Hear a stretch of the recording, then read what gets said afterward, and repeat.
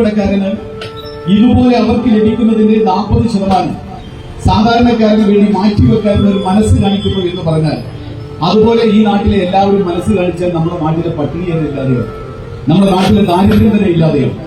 അങ്ങനെ ഒരു വലിയ മനസ്സിൽ ഉടമയായ യാസിർ അതിനുവേണ്ടി മെനക്കെടുത്തു എന്ന് പറഞ്ഞാൽ ഇവിടെ ലഭിക്കുന്ന പൈസ മാത്രമല്ല, ഇതിന്റെ മുതൽ മുടക്ക് കൂടി അത് യാസിർ കയ്യിലെടുക്കുക.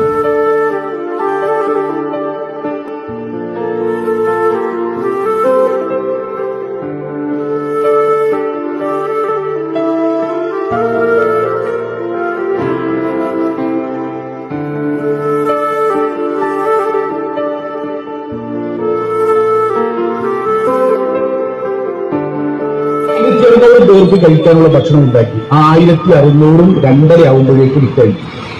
ഇതിൽ ഏറ്റവും കൂടുതൽ സഹകരിച്ച കുറെ ആളുകളുണ്ട്. ഒന്ന് നമ്മുടെ ഗില്ലി ഗെയ്സ്, നമ്മുടെ ചെറുപ്പക്കാരുടെ ഒരു വലിയ ടീം. അതേപോലെ തന്നെ മോക്കോ എന്ന് പറയുന്ന നമ്മുടെ പുതിയൊരു ഷോറൂം കടക്കാര് വളരെയധികം സഹകരിച്ചു. ജാംജോമുകാര് വളരെയധികം ഇതുമായി ബന്ധപ്പെട്ട് സഹകരിച്ചു.